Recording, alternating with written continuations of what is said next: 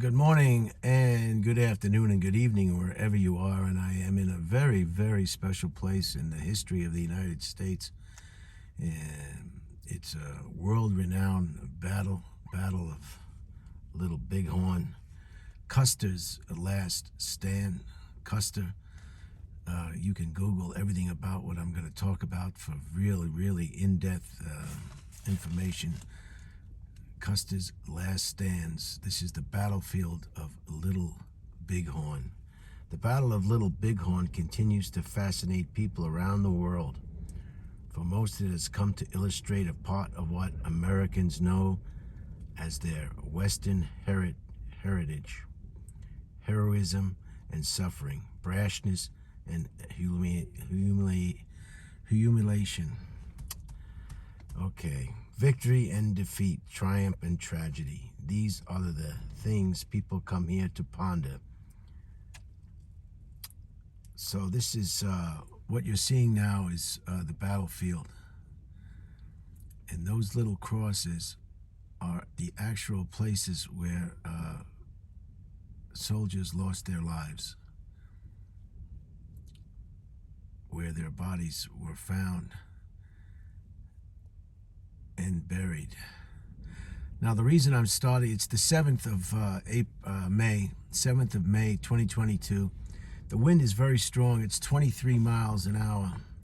So it's going to be a lot of wind noise when I get out of the vehicle. That's why I'm starting inside. And it's about 61 degrees with the threat of rain, perhaps, or sprinkles.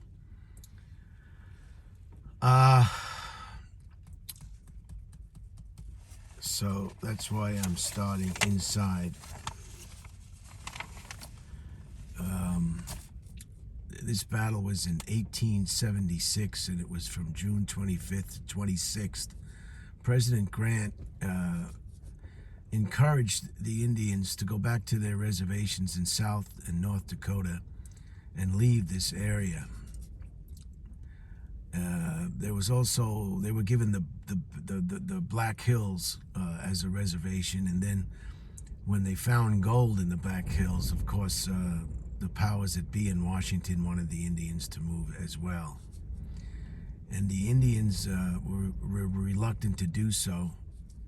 So a year later, in 1875, President Grant issued an ultimatum that if they did not leave this area and go back to their reservations, their respective reservations, that they would be deemed hostile.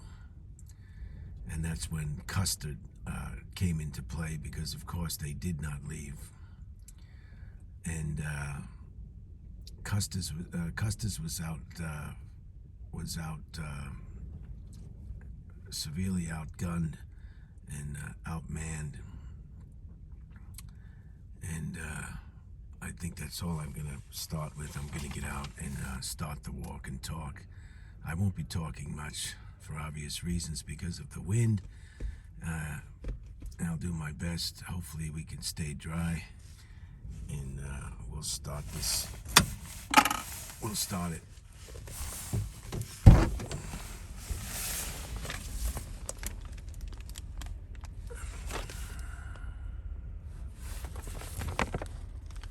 This is the Little Bighorn battlefield. Custer's last stands. Okay, let's go.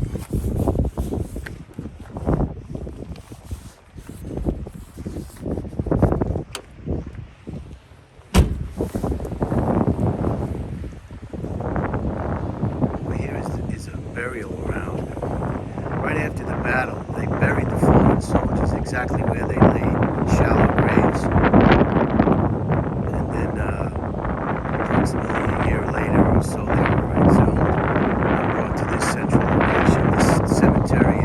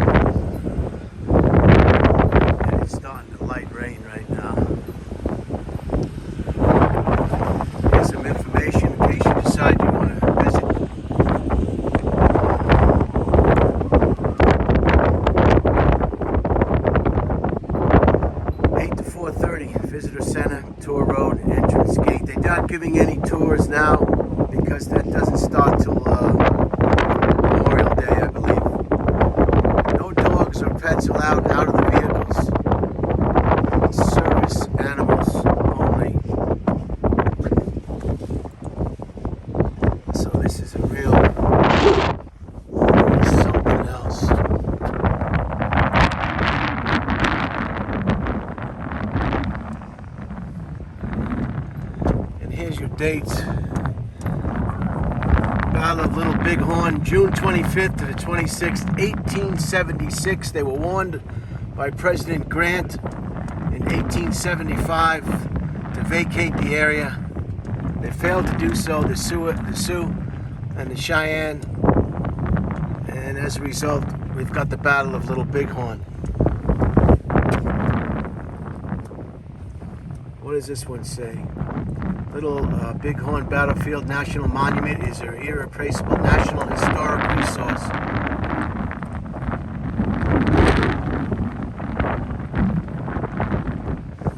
And they also want to let everybody know, if they find anything, that it is illegal to remove it from the grounds. They also have a wonderful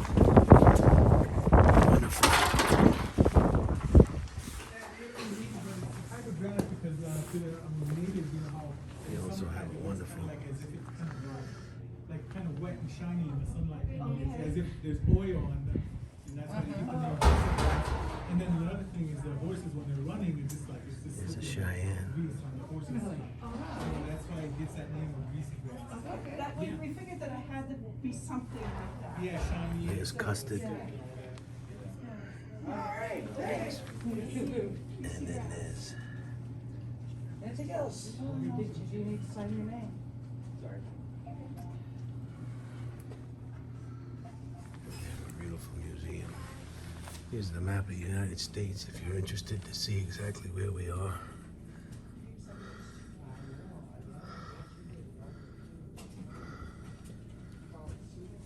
Right there. And that's in Montana. Little Bighorn Battlefield. Yellowstone National Park. So you get an idea. There's still snow on the ground and in the mountains as well. Here's Sitting Bull.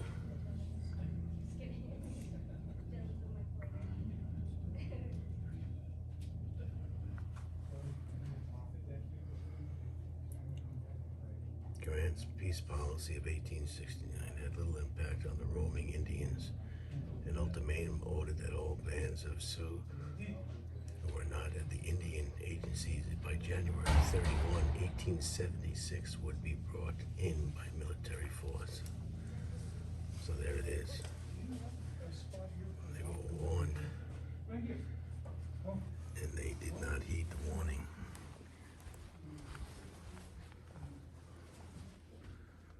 That's Custard's last stands. They actually shot their horses to death and used them as cover.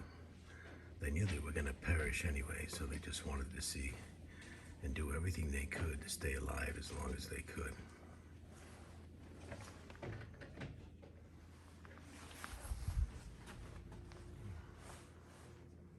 This is what the soldiers wore and looked like. Some of their equipment. I just want to go over this fast. This is a little museum inside the visitor center. These are all the things that the Indians did with the buffalo.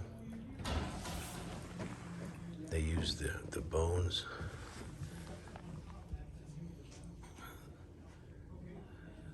They used the hair. They used the horns. They made blankets. They made thread. They made tools. They even took the bladder and dried it out and used it as a water container or a fluid container. Of course, the hides were used for teepees and coats. They made toys, rope, tendons and muscles were used for building moccasins and what have you. The bison and the buffalo are one and the same.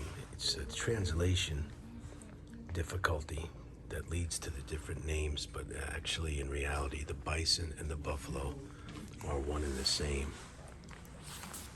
And they did a good job of wiping out the buffalo, because without the buffalo the Indians had no recourse. They had no food, they had no shelter, they had no tools, they had practically nothing.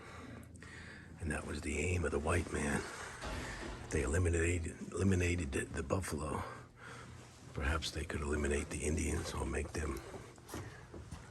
Here's Grant. Same thing. Grant telling them they gotta move on.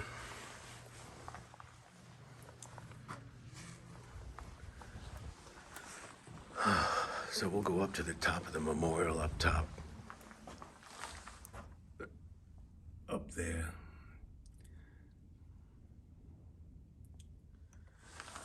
And this is the trail that leads through the battlefield.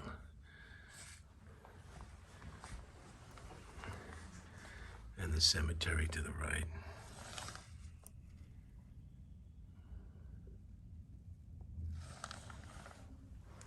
The only way they can expand that cemetery is with an act of Congress. So they're not accepting any more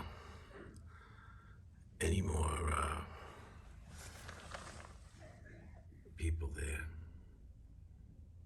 There is one exception, I forget it is, if they can. I forget what it was. This is what an Indian looked like.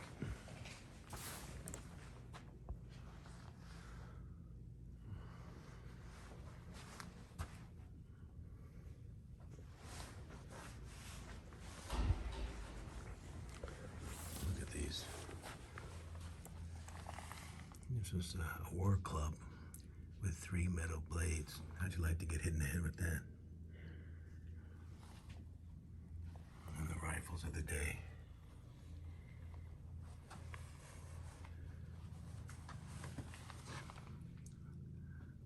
That should look pretty familiar to Alec Baldwin. Unfortunately.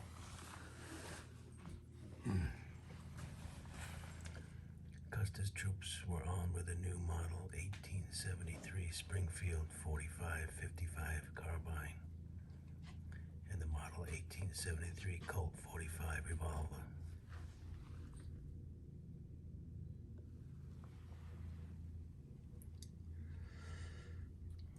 Loco and Chennai warriors used a wide variety of traditional weapons and firearms. On the latter were muzzle loading trade guns outmoded. Hunters' rifles obtained through trade or capture. Perhaps 200 warriors carried Henry or Winchester 44 caliber repeaters, ineffective at long distance but having deadly firepower at close range. So there you go. Some of the weapons. There's Custer right there.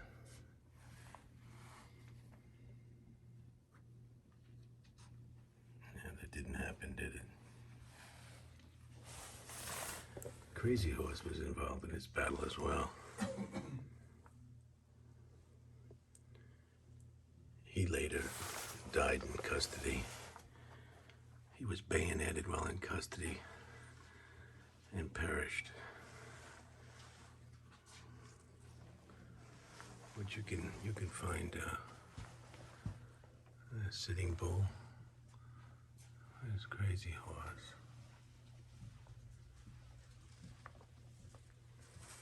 They don't really have a photograph of Crazy Horse.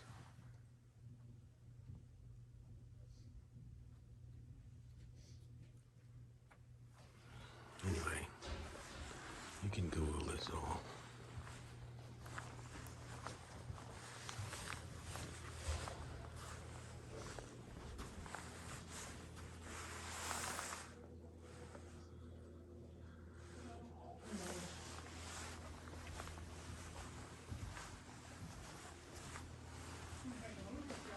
Some things about the grave.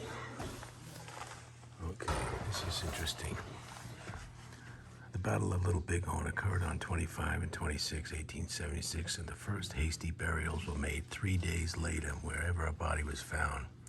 Identified officers and some civilians were removed from their battleground graves in 1877 for private burials in the eastern United States. In 1881, all remaining shallow graves were exhumed, with remains moved to a mass grave at the base of the large granite memorial on the ridge. Today, the original grave sites are preserved by the marble markings dotting the battlefield. The National Cemetery on this site was established by General Order 78 in 1879 to protect the graves of the 7th Cavalrymen who fell in the Battle of Little Bighorn. Later, as the frontier era came to a close, the role of the cemetery was expanded. In 1886, executive order from President Grover Cleveland identified and set aside a larger area for military purposes. The following decades saw the abandonment of numerous forts throughout Montana, Wyoming, and Dakota. The remains of military personnel and others buried across the various military forts were also moved here. Over the years, other veterans were laid to rest from other conflicts. Those conflicts include the Indian Wars, Spanish-American War, World War I, World War II, Korean conflict, and Vietnam.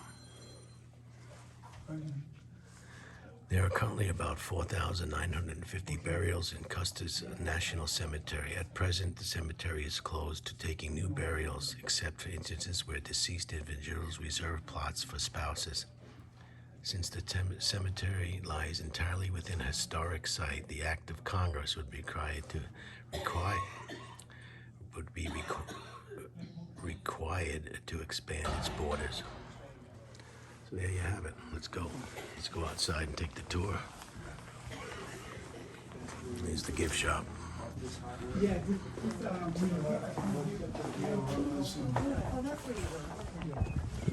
Okay, I hope I didn't take too much of your time in the museum area, but I thought it was important to give you as much background as possible, maybe to spark your interest into doing your own research.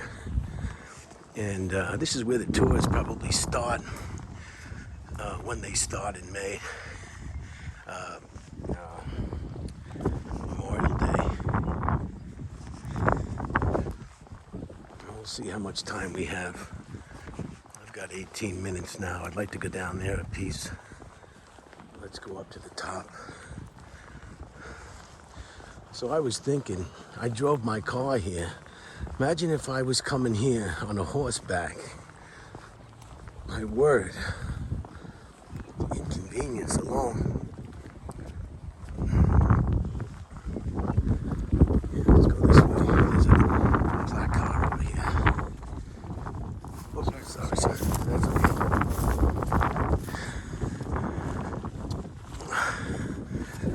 What just happened is kind of funny, you know, there's nobody here. And we almost bumped into one another, just like two ships.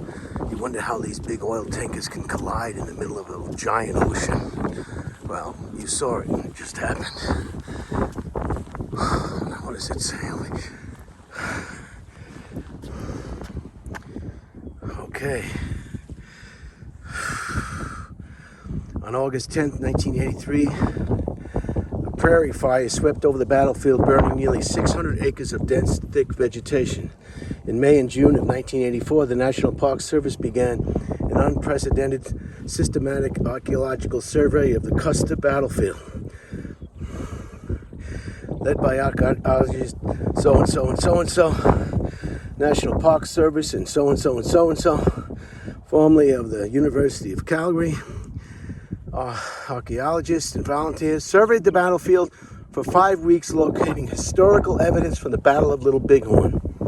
Among the 1,159 artifacts recovered were iron arrowheads, bullets, cartridges, buttons, coins, soldier, skeleton remains, boots, military and horse equipment, and personal items of soldiers and warriors. Analysis of the artifacts and remains are an important link to the past and provide important clues to the various weapons, tactics, equipment, and movements during the battle. For a scenic examination, you know, Miami, CSI Miami, examination of the 7th Cavalry skeleton remains helped to humanize the cavalrymen who until now were just mere statistics, and reveals important clues for their identification, height, age, health, and how they died. Archaeologists,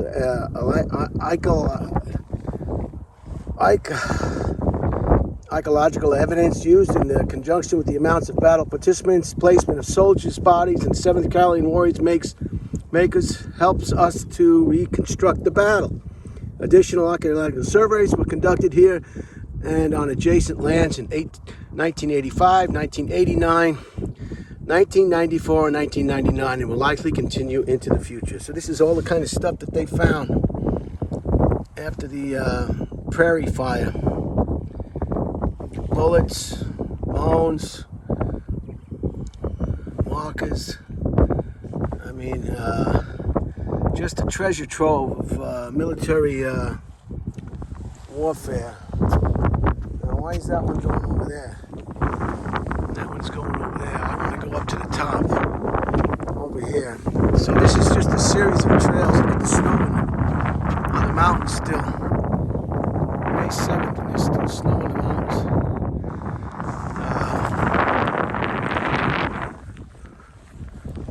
So I'm in Montana. I think I'm in Montana.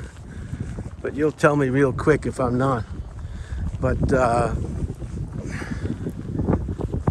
so I started off this morning at Surgeons. That's what the place, in fact, I failed to mention it yesterday in my room review. Surges is a place in August where they have a world famous motorcycle rally. The whole town makes all its money during those 2 weeks before, 2 weeks after, and maybe 1 week during. And the whole town is dedicated to the event. And that's where I was, Surges. I wanted to see that without the rally. Here you can see the field. And those graves are marked. And we'll just walk it up.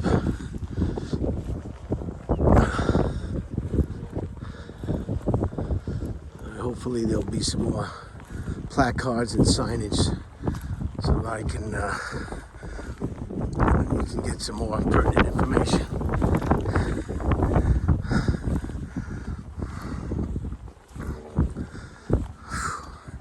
It's kind of eerie, huh? Well,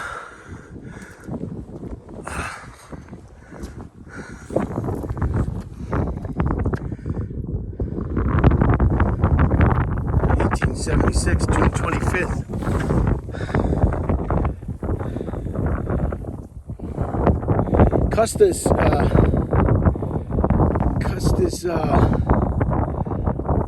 Custer's brother died with him as well. I'm sorry.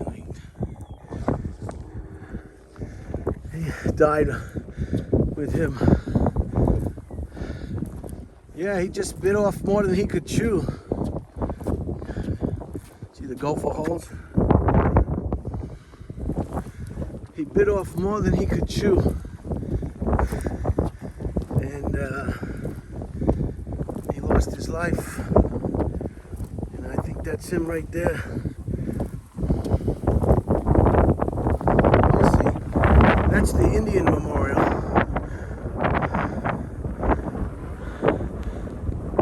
We'll take a look at that.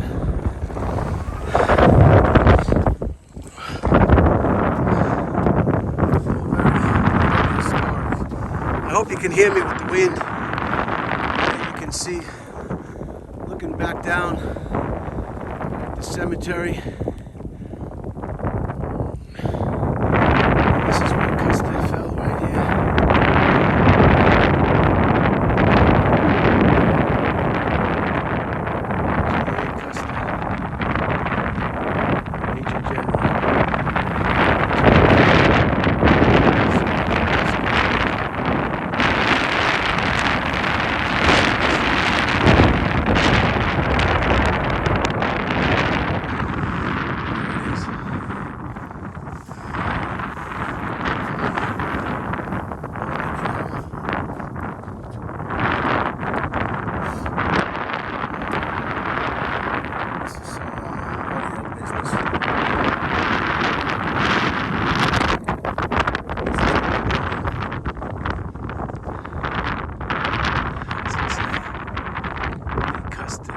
His captains. That was his brother, I think.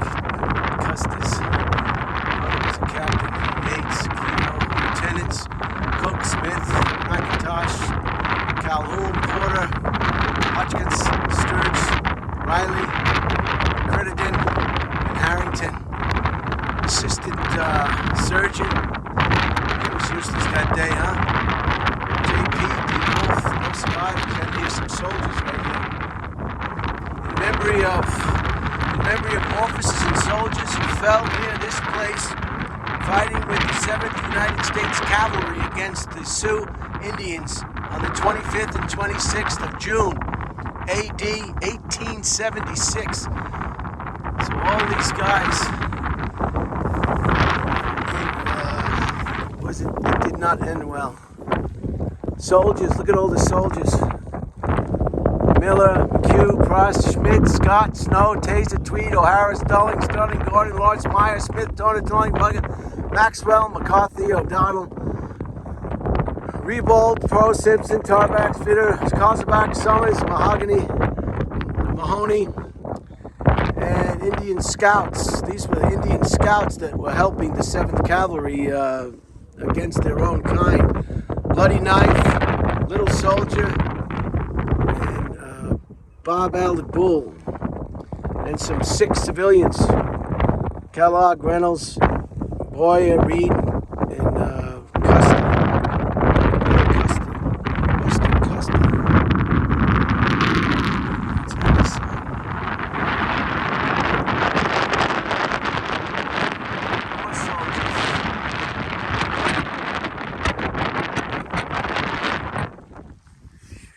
Unbelievable. And on this side, more soldiers.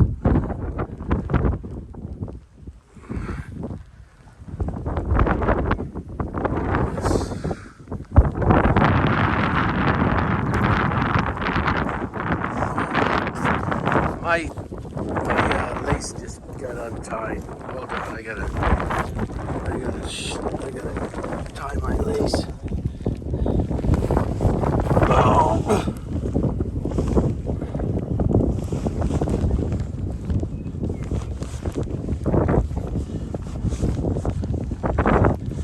Light rain falling. Hopefully it'll stay light rain. Let's see what this one says. The remains of about 220 soldiers, scouts, and civilians are buried around the base of this memorial. The white marble headstones scattered over the battlefield denote where the slain troopers were found and originally buried. In 1881, they were reinterred in a single grave on this site. The officers' remains were removed in 1877 to various cemeteries throughout the country. General Custer was buried at West Point. Wow. So the graves that you see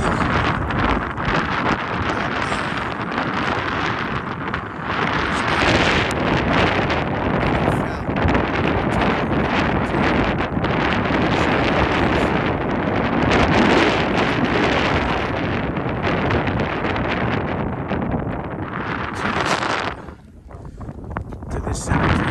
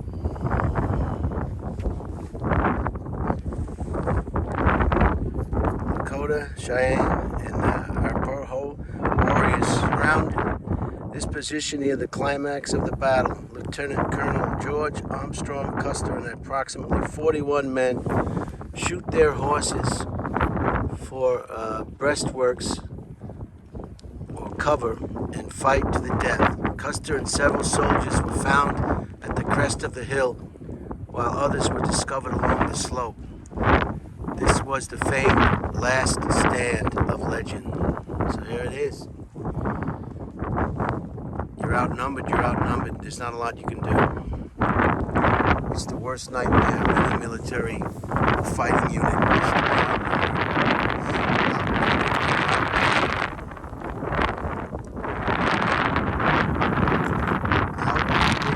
Outdone. There's not a hell of a lot you can do, except kill as many of the enemy as you can before you perish.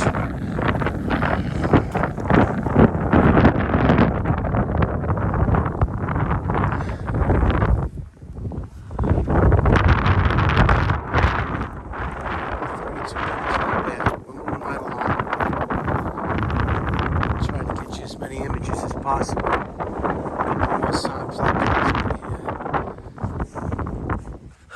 This roadway, I guess I'll take this road as far as it goes.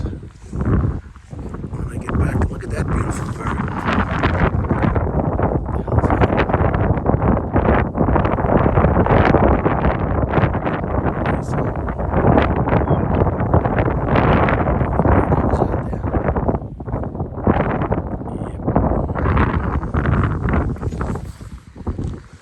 Okay, they're gonna let me cross. What does this one say over here? This is just everywhere. This whole drive has been like a postcard out the windshield of the vehicle.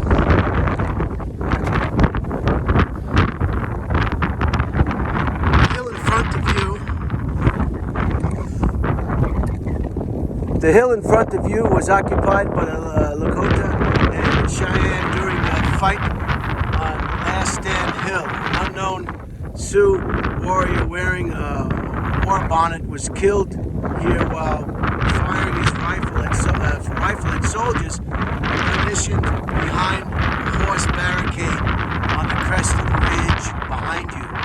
The soldier carbine fire ceased. Victorious warriors rushed up the hill. Holy cow.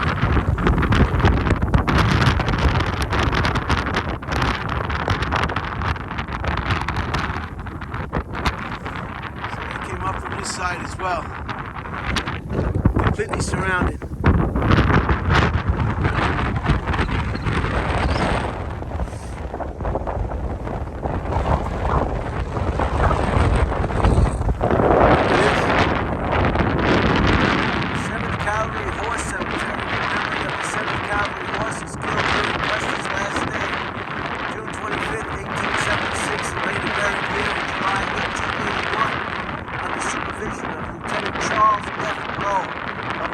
Cavalry.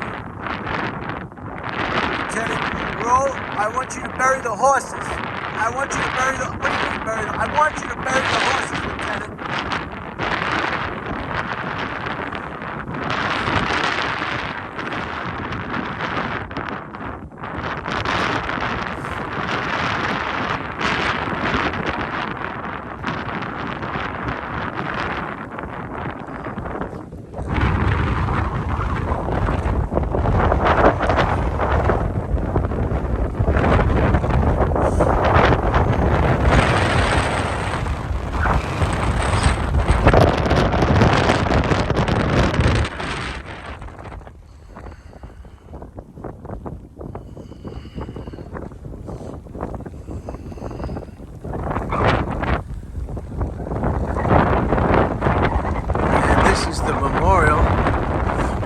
Indian warriors who defeated the 7th Cavalry. They must have been flabbergasted in Washington when they found out their star general had been slaughtered in battle. And they just... Crazy Horse participated in this battle as well. But I think I mentioned he was He was in peace talks with the government, but somehow it didn't work out for him. He was just slain in custody.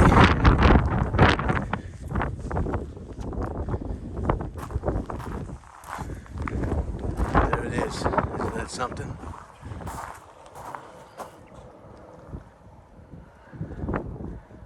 You know, how would you feel if you were living on a particular piece of property or land for quite some time, and all of a sudden people came over and started to wipe out your source of food and livelihood, and kill and terrorize your family and friends and your tribes, and force you off your land into what was then thought to be useless land, the worst land. What are you going to do? What are you going to do?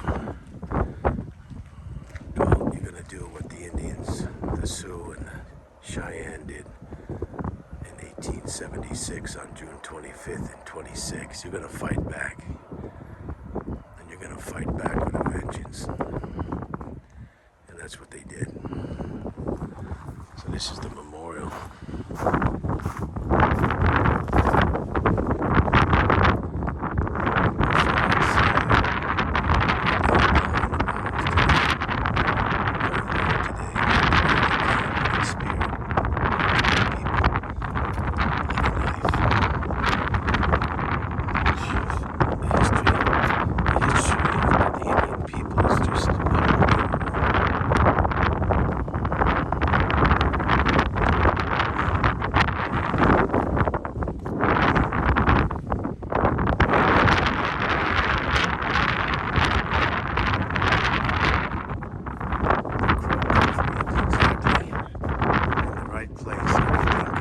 Found there. There is no country like the Crow country.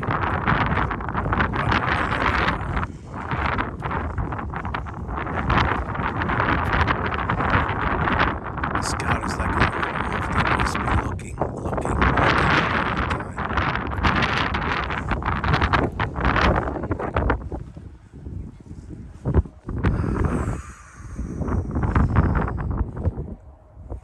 Who had killed soldiers who had come to kill us? Wooden Leg, 1906. We had killed soldiers who had come to kill us. Yeah, right. Kill or be killed.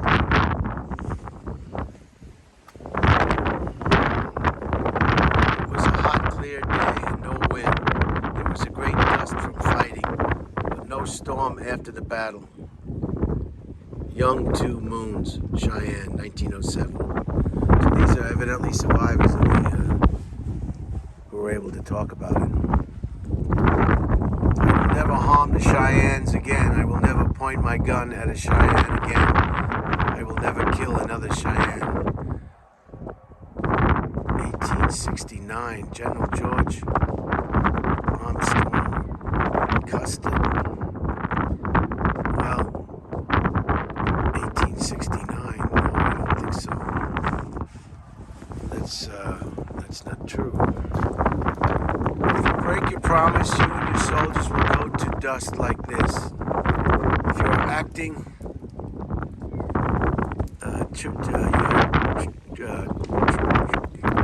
treacherously towards us, sometime you and your whole command will be killed.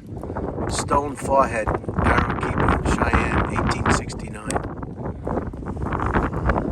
So this was a famous battle that just had ramifications throughout the whole nation and the world. People study this battle all over the world. This is one of the most famous battles in American history because Custer was bigger than King Kong. I mean, he was... I was present there and tried to cross the river as the troops were crossing the river. The Indians kept killing them right along. Jacob Tall Bull, Cheyenne, 1898. So these are guys that were there, witnesses to the tragedy. They were just completely outnumbered. They didn't know what they were up against.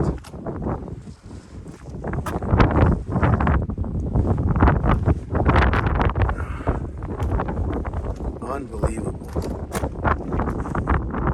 I did not ask you, white man, to come here. The great Great Spirit gave us this country as a home. You had yours. We did not interfere with you. We do not want your civilization. Crazy horse. They don't have any pictures of Crazy Horse, I believe.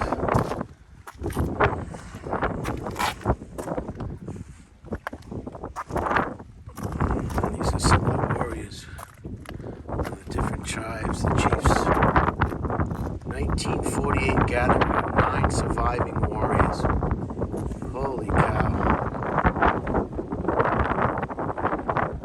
Unbelievable.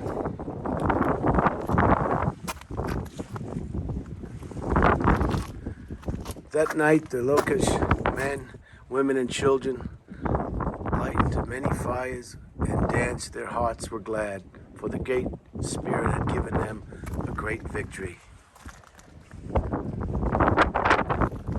And these are all the names of all the warriors and the chiefs, perhaps. So what a beautiful, beautiful memorial to the Indian people.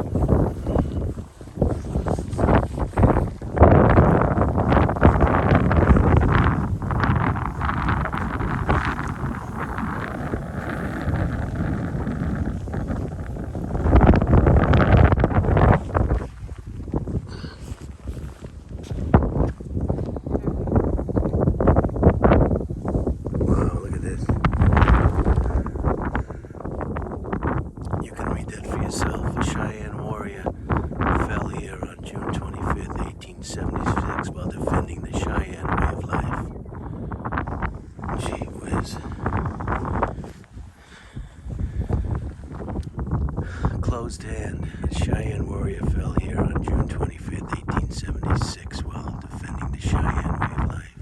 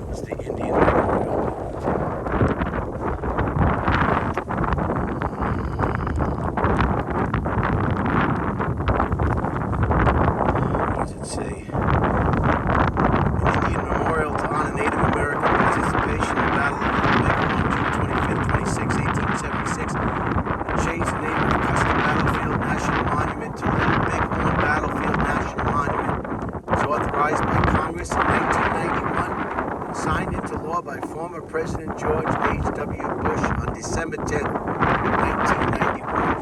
Very good.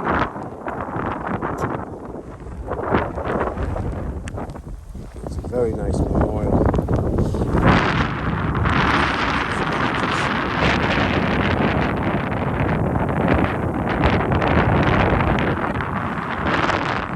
You can do the math and just figure out exactly how many hundreds of years ago this was. 1876. It wasn't that long ago, considering history.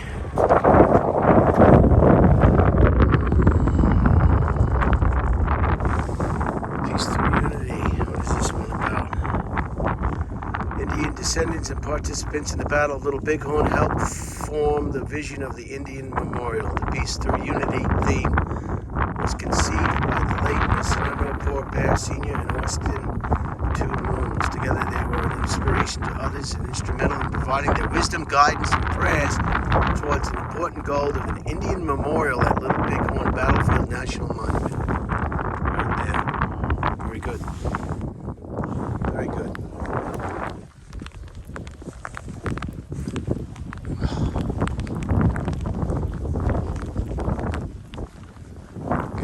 going to be over an hour, folks. Sorry. Sorry, Charlie.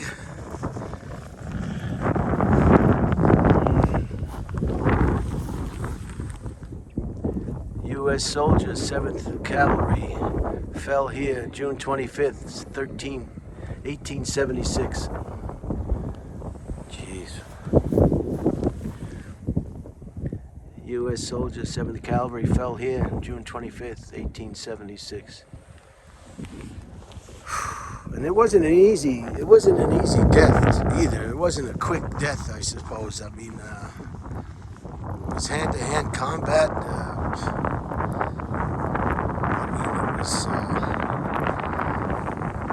It wasn't, I don't believe it was painless, judging for some of those tools that the Indians had.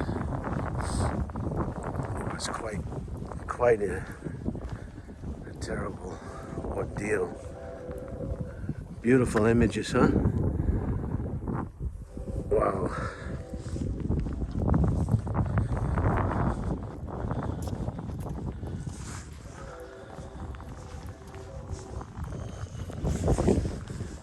Again, up on the hill. Very impressive. It's a warm breeze. It's not chilly. It's about, like I said earlier, it's about 60 degrees, 61 degrees. And the wind is kind of sharp at about 20, a little over 20 miles an hour. Can you hear the train whistle in the distance? See the train?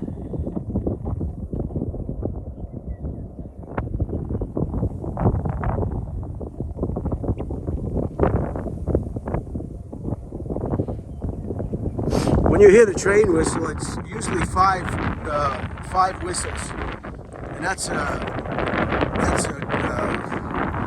national transportation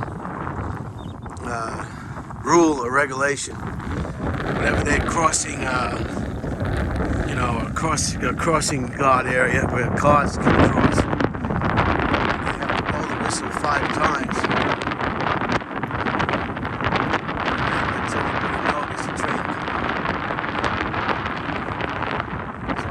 Walk down here a little bit and then finish it out, because I want to walk down anyway, and I might as well bring you with me.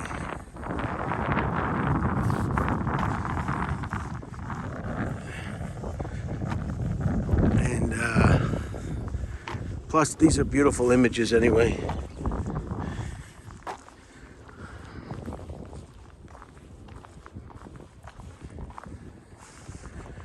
There's a nice shot of that beautiful cemetery.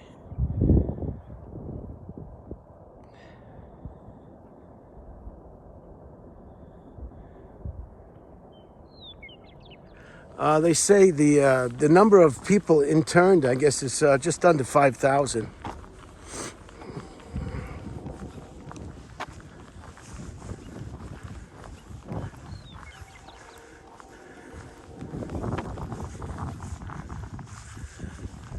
There's the train. I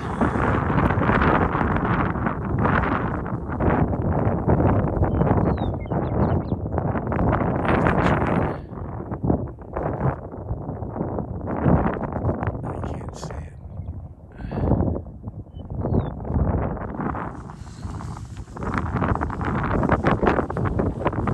What is this one?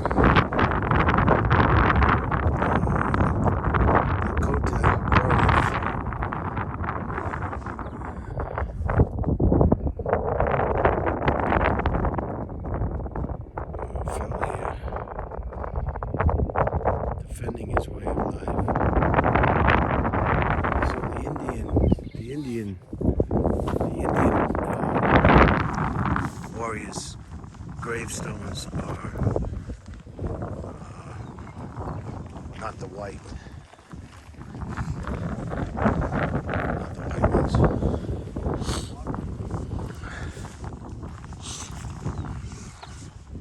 There's a nice shot of that cemetery.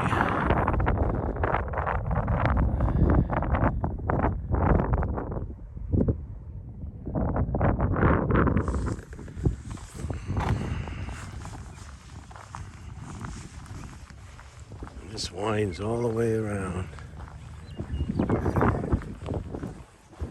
I want to take this walk. I came this far, there's no reason to rush off. So this is where they were, these are where these soldiers fell. U.S. soldiers, 7th Cavalry. And you can see them dotted all along here. So, after the battle, they were buried very quickly where they fell in shallow graves because there were so many. And then later on, they were exhumed and properly buried at the main cemetery on the hill or shipped back. There goes the train. See the end of the train.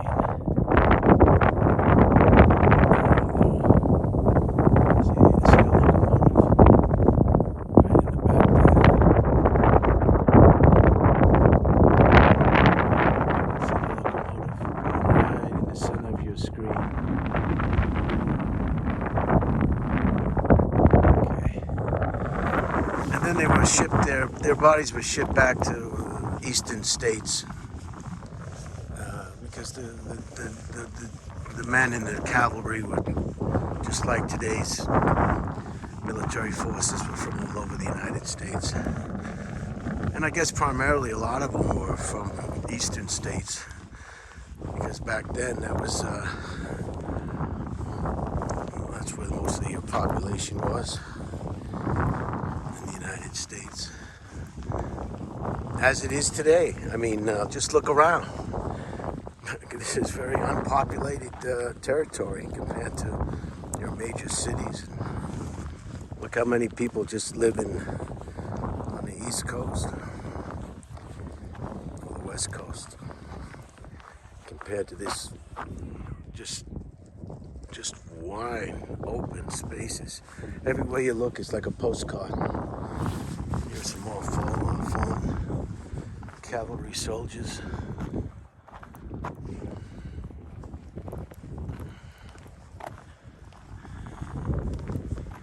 You know, it's just surprising. You never think an organized cavalry from the United States would succumb to not primitive, but certainly not sophisticated weaponry and tactics and training as the U.S. cavalry.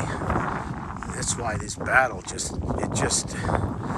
it must have been, that would be something to do, to go on the computer and go and look at the New York Times, or the Boston Herald, or the Boston Globe, or the San Francisco Examiner, or the San Francisco Record, or the Wyoming Register, or whatever the newspapers of the day were in major cities. Here's three more. And just see what they wrote about this stunning defeat of America's Teddy Roosevelt, so to speak, of the cavalry, of the Indian slayers. I mean, Custer was famous, one of the most famous characters of his day. You know, that's what he loved to do. He loved to kill Indians, and he was famous for it.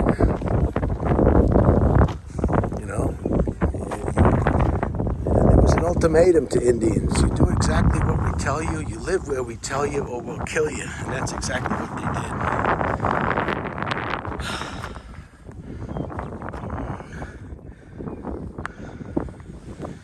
did. Two more fallen servicemen. This is just a nice walk. I know I've said it before, but these presentations, this one's coming up on an hour. If it's just too long, just let it go. When you get some more time, if you're still interested, you can come back, pick it up where you left off. Two more fallen servicemen.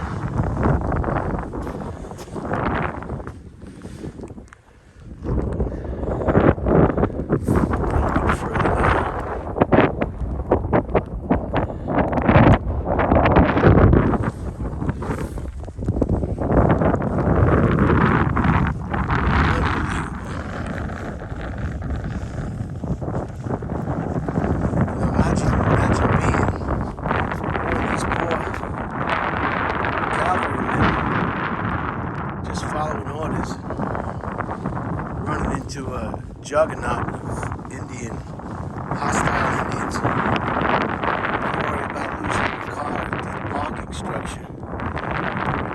You freak out. You don't know where you parked your car. Compare that to this.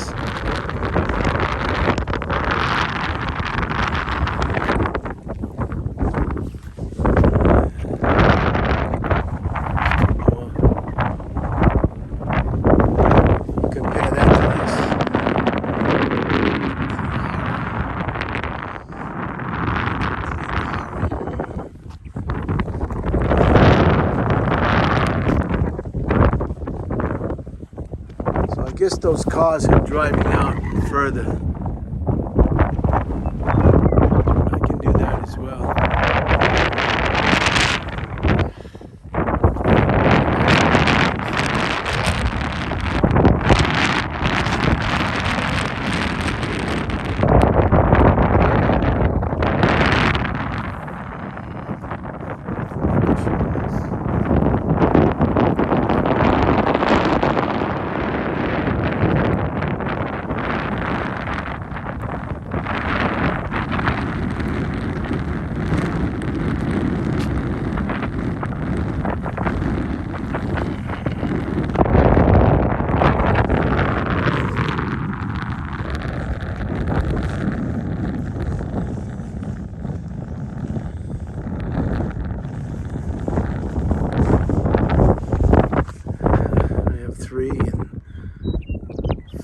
Over there, 2 over there.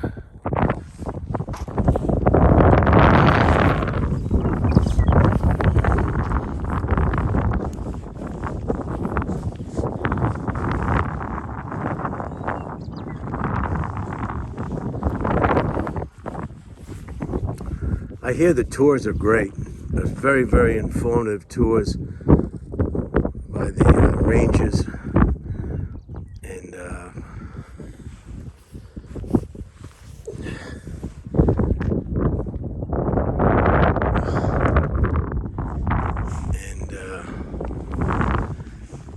But again, they don't start till, I think, Labor Day. Not Labor Day, Memorial Day. Labor Day is the one that's at the end of the summer. Memorial Day is the one that kicks off the summer. And people just go nuts. The barbecues come out. Baseball games start. The beach weather begins in a lot of places. And people just go crazy for the summer. It's too bad the summer's not as long as the winter. The winter seems to start early and never want to end. And the summer seems to be over in a couple of weekends.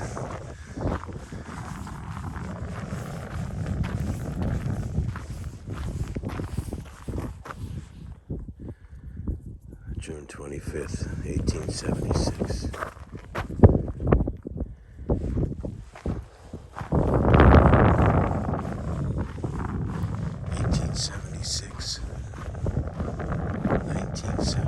It's not that long ago. You know, it's just not that long ago. You can do the math. I can't do the math. I'm walking. I can't chew gum and walk at the same time. I'm sorry. I tried it once. Alright. Oh, this one's right on the trail.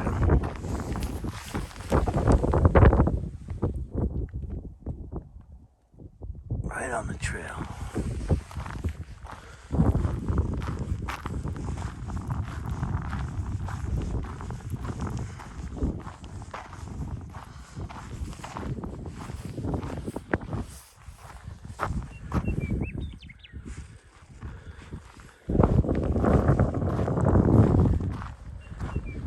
There's the sun.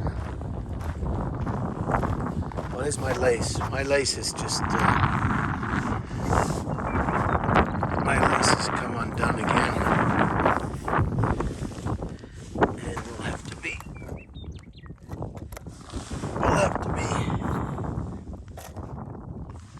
tied.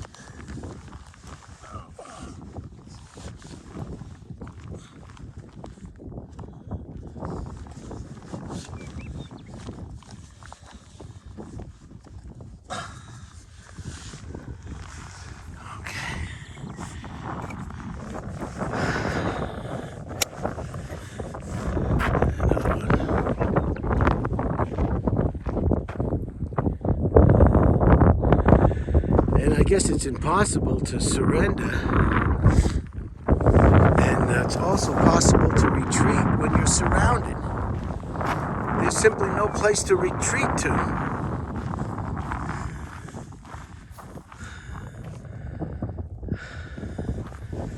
It must have just been, it just must have been unbelievable. I'll have to get a book. If anybody knows a good book about the Battle of Little Bighorn, Custer's Last Stand, let me know what it is. I'd like to read it. When you visit a place or you go someplace or you get interested in something, you want to follow it up with a good book about it, and you can really be informative. Here's another one. June 25th again, 1876. So this is the end.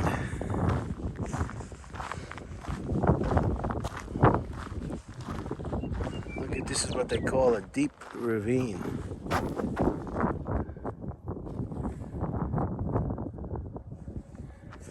So what is this one? What does this one say? Deep ravine. Crazy Horse Gully and Gray Horse Ravine were the scene of fierce fighting during the battle. Crazy Horse and other Sioux and Cheyenne warriors crossed the Little Bighorn River in front of you.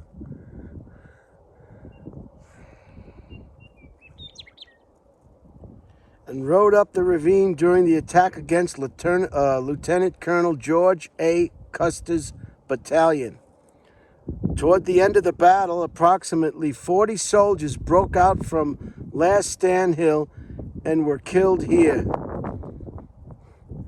and on adjacent ridges. Warrior accounts indicate that a Sioux was also killed during the fighting and a Northern Cheyenne mortally wounded. They were recovered by their families.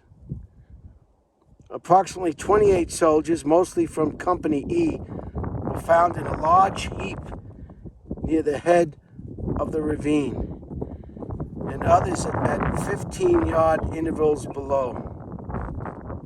So it was just a logjam of humanity. There was nowhere for them to go. Just a bloodbath, I guess. Attempts in 1984 and 1985 and 1989 to locate the remains of the missing soldiers using modern archaeological techniques and equipment failed. However, in 1995 and 1996, a rapid geophysical survey investigation indicated soil below you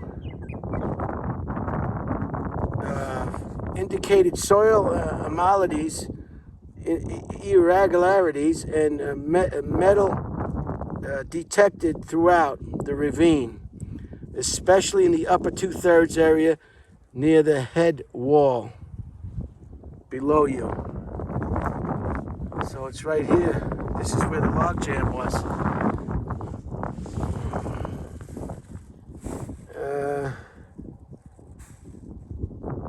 Perhaps future archaeological investigations and techniques may one day solve the mystery of the missing 7th Cavalrymen. So this was just, they got themselves down here in this ravine, and it was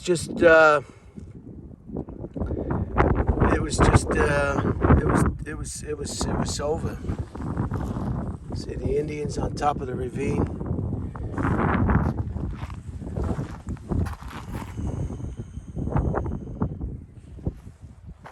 So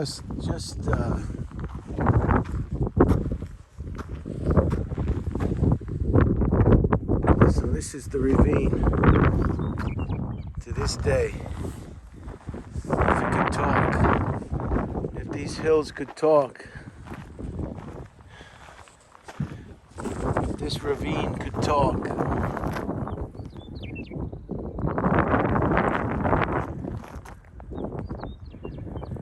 All right, I'm going to close this out now. I don't want that signpost.